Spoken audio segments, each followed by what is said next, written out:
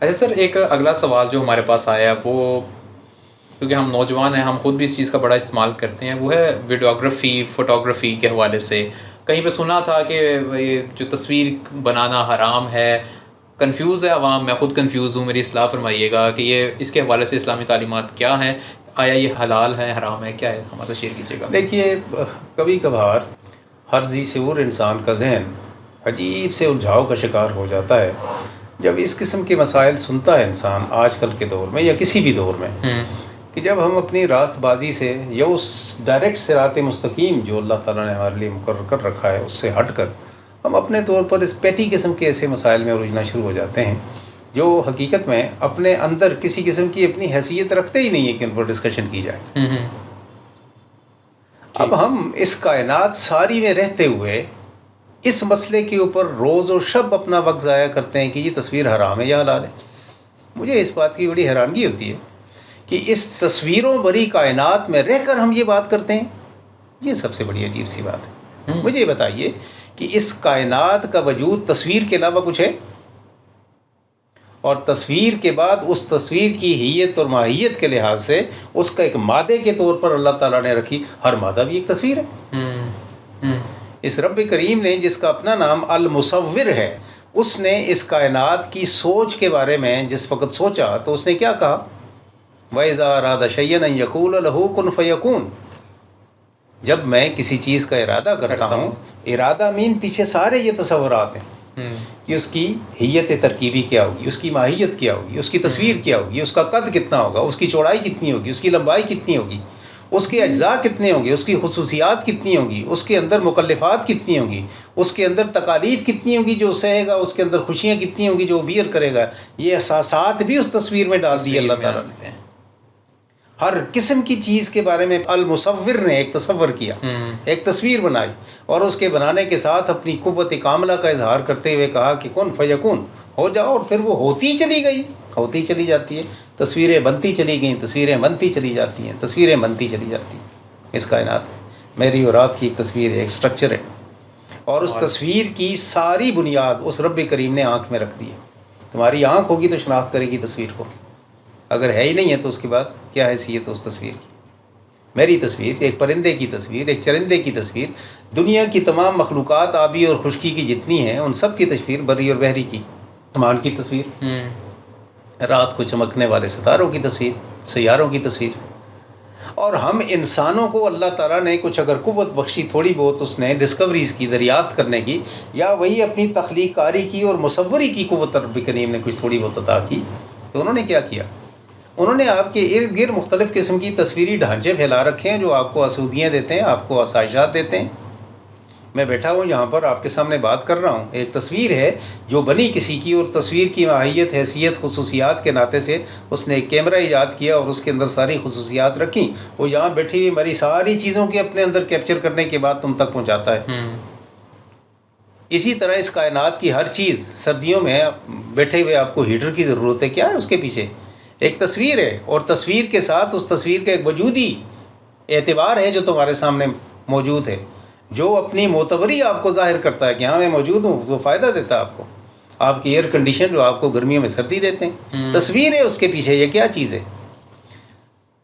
وجہ کیا ہے جس وجہ سے ہم لوگ ان چیزوں کے پیچھے پڑے رہتے ہیں اور خواہ اپنا وقت ضائع کرتے رہتے ہیں؟ ہم کہتے ہیں جی شرک ہوتا ہے، یہ شرک ہے. مجھے یہ بتائیے اس میں شرک کون سی بات ہے؟ شرک تو صرف یہ ہے کہ آپ کسی بھی حیثیت میں اللہ تعالیٰ کے ساتھ، اس کی صفات اور اس کی ذات کے ساتھ کسی اور کو عبادت کے لائق سمجھیں، اس کی عبادت اسی طرح کریں جس طرح اللہ تعالیٰ کی کرتے ہیں، تو یہ شرک ہو گیا. ہم میں سے یہ پنکھا چلنے والا جو تصویر ہے ہمارے سامنے، یہ کیا شرک کرتا ہے؟ ہمیں فائدہ دیتا ہے، ہم اس کی پوجا کرتے ہیں. اسی طرح کائنات کی ہر چیز جو ہمارے ہاں مصوری میں، مجھے یہ بتاؤ جس بلڈنگ میں ہم بیٹھے ہوئے ہیں گھر میں، اس کی ایک تصویر نہیں ہے؟ سب سے پہلے اس کا ذائچہ، اس کا سٹرکچر، اس کا سب کچھ بنا، اور اس کے بعد اس تصویر کے مطابق ہم نے اس کو پورا ایریکٹ کیا، اوپر تک چڑھایا. تصویر نہیں ہے. میں نے جو کپڑے پہنے ہوئے ان کی تصویر نہیں ہے. وہ جو درزی بیٹھا ہوا لائنیں لگا کر اس کے اوپر اس کو تصویر بنا کر کاٹتا ہے کینچی سے، اس کے بعد جوڑتا ہے، اس کو ایک تصویر بناتا ہے یا نہیں بناتا؟ بناتا ہے. کائنات کی ہر شے اپنے اندر ایک تصویر رکھتی ہے، اور المصور نے ہر قسم کی تصویر کاری ہر چیز میں رکھتی ہے، اور اس نے اجازت دے دی انسانوں کو، کیونکہ اس کی مرضی کے بغیر کسی قسم کی کوئی ڈسکوری ہو ہی نہیں سکتی۔ کائنات کے ہر مٹیریل کا مالک رب کریم ہے، میں اور آپ نہیں ہیں کسی صورتحال میں بھی۔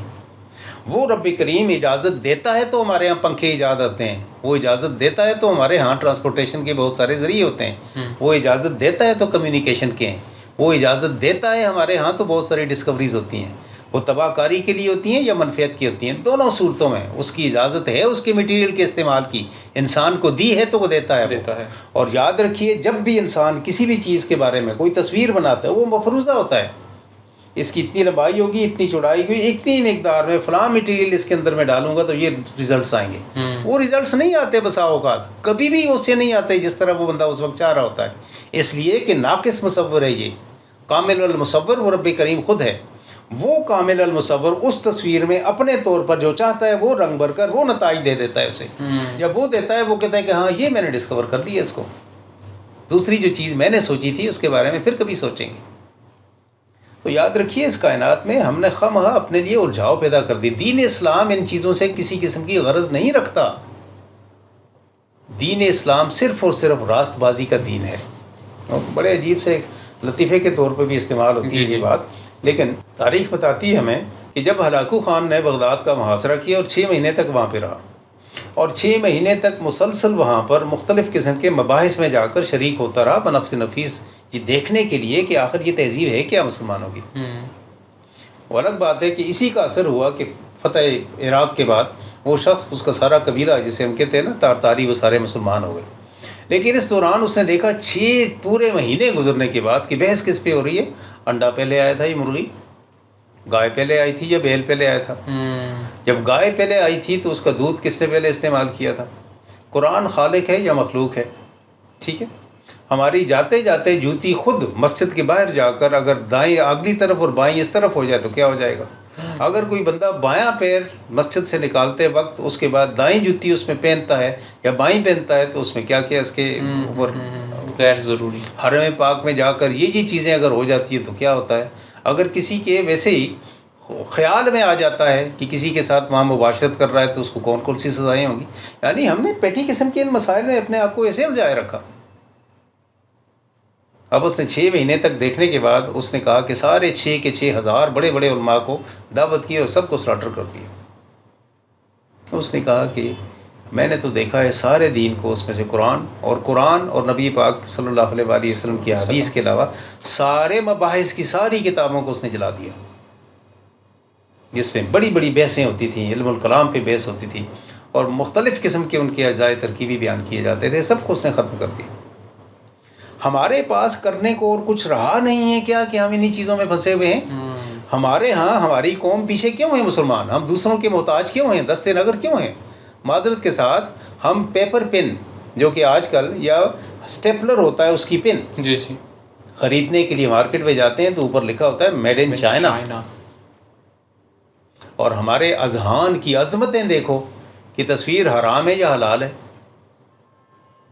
اللہ اپنے کرم میں رکھے سیدھے سادھے انسان بن جاؤ، اور تصویروں سے اس کائنات کو مزین کیا میرے رب نے، اور روزانہ وہی تصویریں بناتا اور بگاڑتا رہتا ہے۔ ہاں یہ بات ضرور ہے کہ کسی بھی چیز کو وہ تصویر ہی کیوں نہ ہو اس مقصد کے لیے بنایا جائے کہ اگر میں اس کو بنا کر اس کی پوجا کرتا ہوں اللہ تعالیٰ کے مقابل، اس کے ساتھ شرک کر کے، حرام قطعی حرام اور کرنے والا کافر مطلق کافر، اگر یہ نہیں ہے تو آپ کی نیت پر ہے نا۔ قرآن مجید اور ہمارے اسلام دین کی بنیاد ہی کیا ہے ہمارے اعمال کی؟ انما الاعمال بالنیات۔